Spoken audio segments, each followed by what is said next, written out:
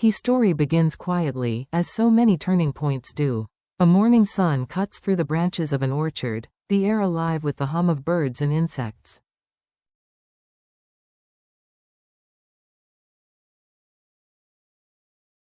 James and Diep walk hand in hand with their daughter, Nhi. She skips lightly, her small fingers entwined with theirs.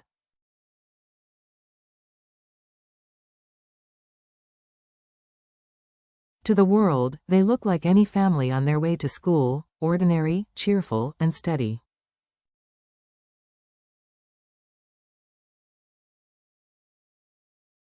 Yet behind their smiles lies a storm of exhaustion, secrets, and financial despair.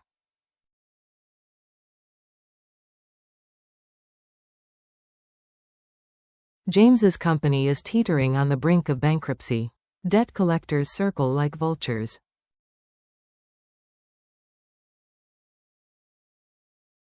More than $500,000 in debt has left him awake most nights, pacing, sweating, and calculating.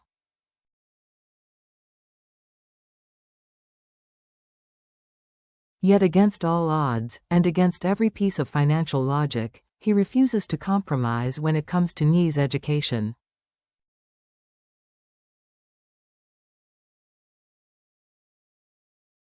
He has just written a check for $40,000, ensuring she will attend one of the best schools in the area.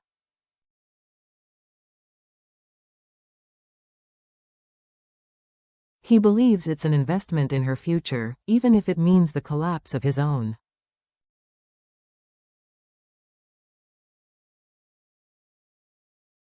And Diep, heavily pregnant, carries not only a child but also the crushing uncertainty of what their future will hold.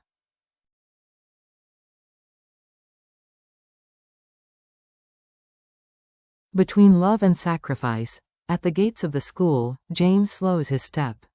He looks at Diep.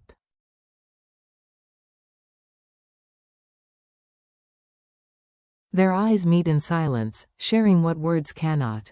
When Nhi waves to them from the other side of the iron bars, her joy pure and untouched, James forces a smile and raises his hand.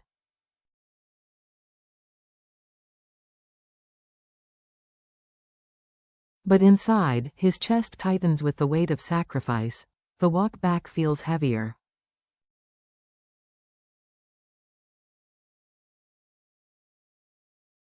James mutters, almost to himself, $40,000 a year.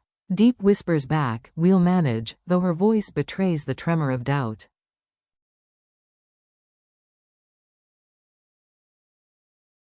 Later, they walk through their orchard, rows of grapefruit trees standing like silent sentinels.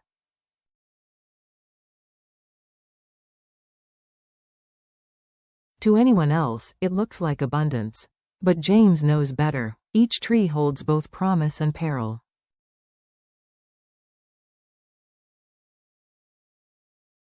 See this one? He says, tracing the bark with his fingers. 50 fruits, but pests are already here.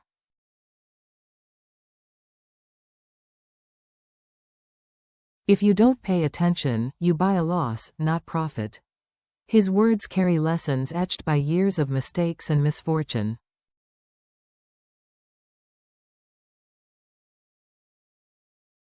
Diep listens, her gaze drifting to his sunburnt face, the lines of struggle deepening year by year.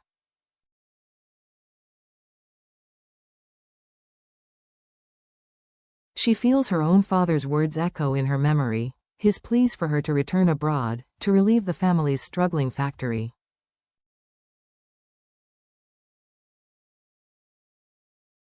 She had refused, choosing James and their shared dream instead. But doubts creep in now, gnawing at her resolve.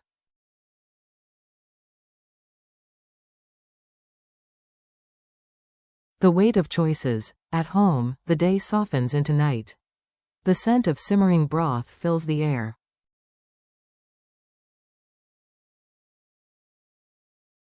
Nhi clutches her teddy bear, her stories tumbling out with laughter and light. Diep listens, her heart aching for James, who misses so many of these moments, shackled by debts and creditors.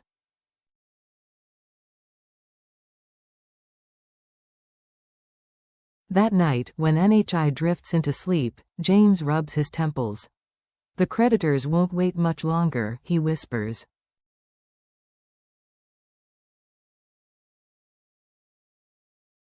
Diep places a hand over her swelling belly. Her voice steadies. We'll find a way.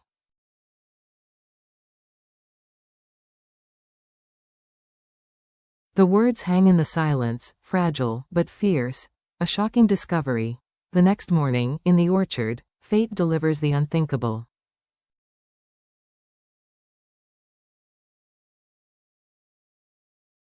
As James kneels to inspect a tree's roots, Diep notices something glinting beneath weeds.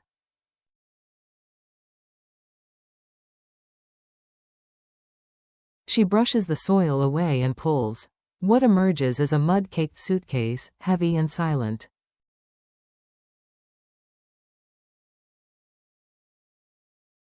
James watches, frowning. When she flips the latches, the creak reveals something that steals their breath.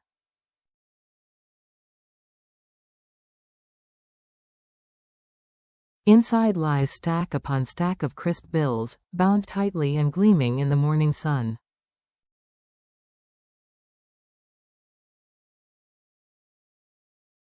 Diep stammers, "It's money, so much money." James nearly collapses. The crushing number, $500,000 owed, flashes through his mind.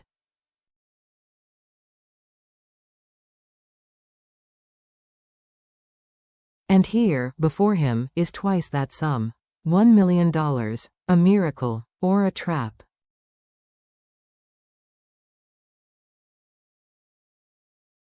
They close the suitcase, hands trembling.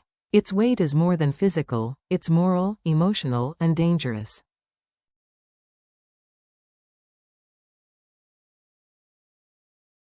Debt cleared, hope restored.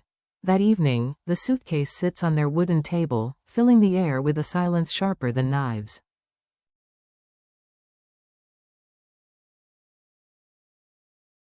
"It's real," James whispers, almost reverent. Diep meets his gaze. "With this, you can pay off everything."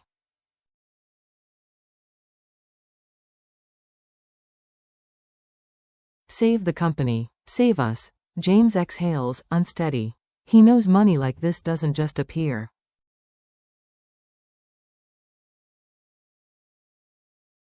Someone buried it. Someone might return. But when he looks at Diep's belly, at the flicker of new life, his hesitation crumbles.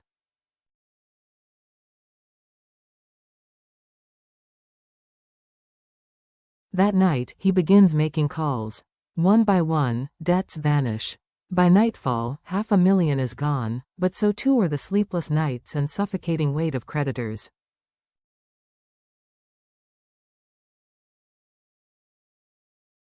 For the first time in months, James breathes easily. The next morning, at the factory, workers watch in astonishment as James strides in with renewed authority.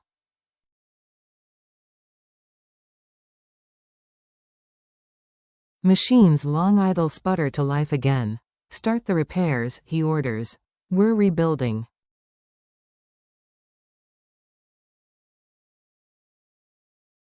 Whispers spread. James has money. James is paying debts. James is back. The shadow of suspicion.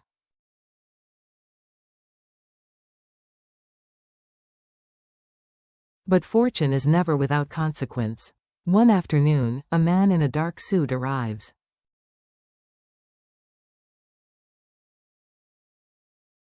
His smile is thin, his eyes sharp. "Quite a miracle, your debt's disappearing overnight," he says, handing James a card.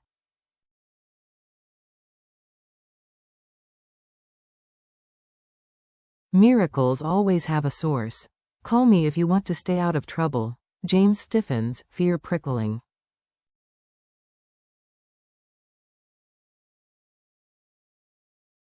That night, he tells Diep. Her face pales, but her voice is steady. "We knew it wouldn't be simple.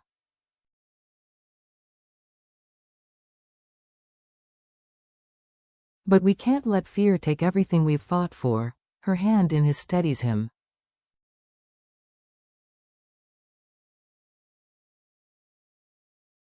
"For now, Borrowed ground, weeks turn into months. The factory hums again. Orders flow in.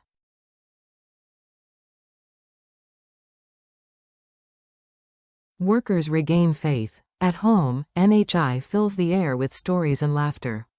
Diep's belly grows, her steps slow, but her smile shines brighter.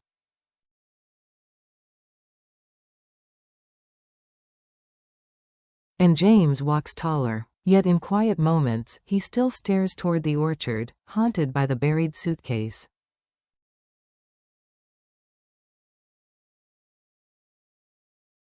Was it luck, fate, or a test? One evening, as they eat together, NHI asks innocently, "Daddy, why are you smiling so much lately?" James chuckles, ruffling her hair.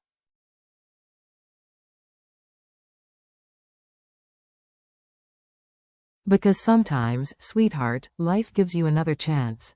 That night, when the house sleeps, James steps outside.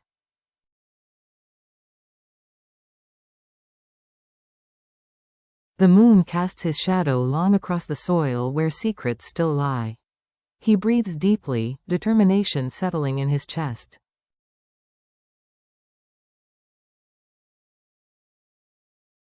Tomorrow, the battles will continue, at the factory, in the market, and perhaps with whoever buried that fortune.